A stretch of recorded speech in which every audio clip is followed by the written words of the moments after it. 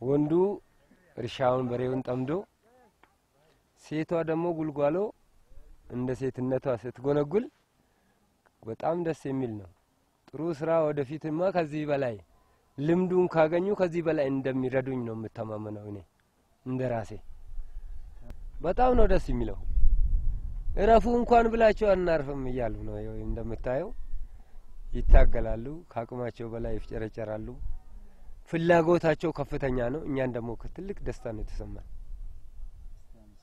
ትልቁ እኔም የሚያሳስበኝ እነሱም ያሳሰባቸው ያለው እስካሁን ድረስ ዝናብ አልዘነበም ዝናብ መዝነብ አለበት ስለዚህ አንዱ የገበሬዎቹ ትልቁ የስራው ቻሌንጅ እንዳለ ሆኖ ያየር መዛባት ያየር ሁኔታ በጣም አሳሳቢ ሁኔታ ነው እስካሁን 3ኛ ቀናችን ነው ከመጣን ከተማው ዝናብ አልዘነበም አሁን እንዴት መሰላችሁ የደኑ እዚህ ጭላሎ ላይ የነበረው ደን በመመናመኑ ዛሬ ለዚህ ተዳርገናል ድሮ እንኳን ሐምሌ ሰኔ ራሱ ዝናብ ነው ዛሬ ሐምሌ ራእየው እንደምታዩት ነው ዛሬ 3 ቀኑ ነው ዝናብ ካቋረጠ አፈሩ እርጥብ ስለሆነ ብቻ ነው ምንዘራው እንጂ ይሄ ራሱ ይደነብሻል እህሉ ራሱ እየፈራን ነው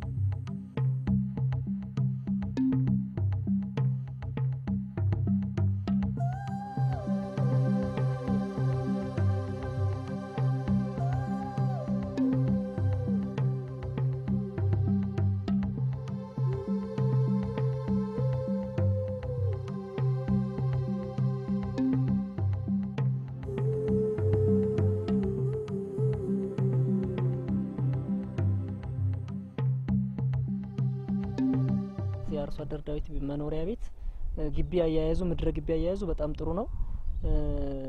አንዳንድ ነገሮች ግን አልነበሩም። ለምሳሌ ሽንት ቤት መጸዳጃ ቤት አልተሟላም የላቸውም። ስታማክራቸው በጣም ነው ደስ ያላቸው። እኛ እንደውም ብዙም አያስፈልግም ከባህላዊ አኗኗራቸው አንጻር አያስፈልግም ብለን ነው እንጂ ይሄ ለኛ ቀላል አይደል እንዴ ያሳዩናሉ። ከዛ ቆንጆ ሽንት ቤት ቆፍረን ከአዘጋጁ አካል ጋር የተወሰነ የማቴሪያል ድጋፍ እንዲያደርግልን አድርገን እንደ ሰርቶ ማሳያ እነሱም ለአንድ ለሁለት ለሶስት አመት የሚገለገሉበት የሚችሉትን አይነት ቆንጆ ሽንት ቤት እንዲሁም ከሽንት ቤቱ ጎን ከሽንት ቤት ሲጠቀሙና ጨርሰው ሲወጡ የሚታጠቡበት ውሃም አዘጋጅተንላቸው በጣም ደስ ብሏቸው አሁን በሱ እየተገለገሉ ነው።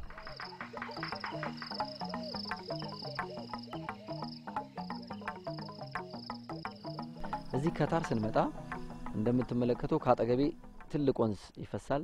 ወንዙ ሙሉ ለሙሉ አፈር ነው ይዞ የሚሄደው። ይሄ የት ይገባል? ዝዋይ ሀይቅ ነው የሚገባው። ደለሉ ሀይቁን የሚሞላው የዚህ አፈር ነው ማለት ነው። ስለዚህ ይሄን አፈር መከላከል ከሀገራችን ወጥቶ ወደ ሌላ ቦታ እንዳይሄድ ወይም ደግሞ ሀይቆችን በደለል እንዳይሞላ እኛው ማድረግ እንችላለን። እርዚው ያለው አርሶ አደር አቅሙ አለው፣ እውቀቱ አለው፣ ችሎታ አለው። ምንድነው በተፋሰሶቹ ላይ የተለያዩ የእርከን ስራዎችን መስራት፣ የተለያዩ ችግኞችን መትከል፣ የተለያዩ የሳር አይነቶችን በመትከል መከላከል ይቻላል።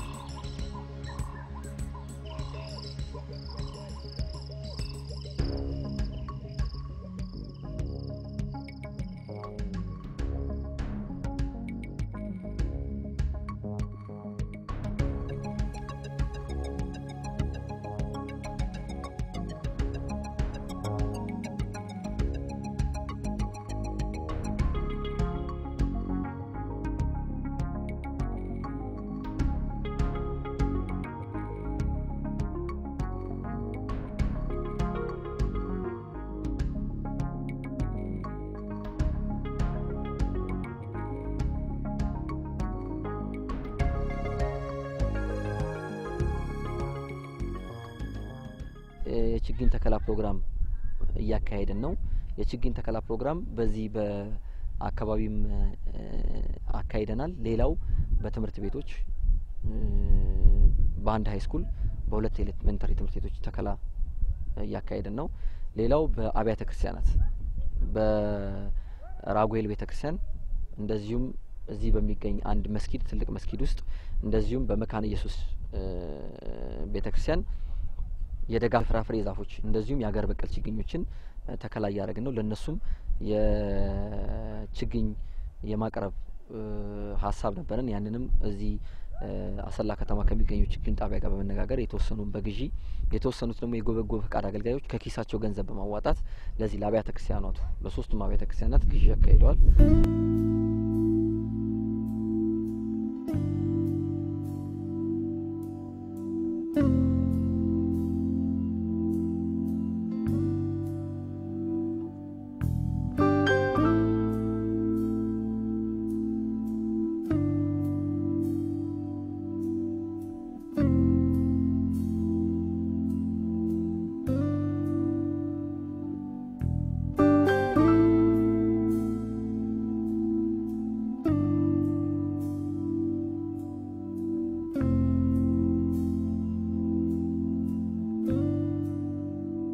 ያለንን ብቃት ለነሱ ለመስጠት ከነሱም ደግሞ ይሄንን ባህላዊ የአካባቢ ጥበቃ ዘዴዎችን ከነሱም ለመቅሰም ወጣቶች እንደ ኢትዮጵያዊነታችን የበጎ ፈቃድ አገልግሎትን እንዲስፋፋ በወጣቱ ዘንድ በደንብ ይሄ ጽንሰ ሐሳብ እንዲገባ ነው ዋና አላማችን። ምክንያቱም ለምንሰራው ነገር ምንም ምላሽ መጠበቅ የለብንም። ለኛ የምናገኘው እርካታ ብቻ ይበቃናል።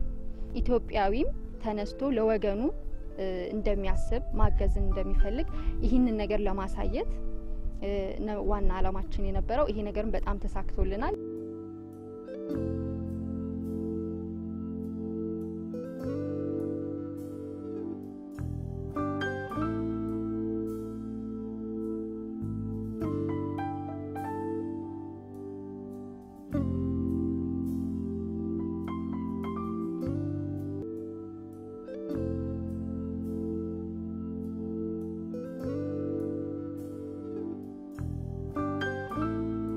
የበጎ ፈቃድ አገልግሎቱን ጨርሰን ከአሰላ አዲስ አበባ ስንገባ ደማቅ አቀባበል ነው የጠበቀን።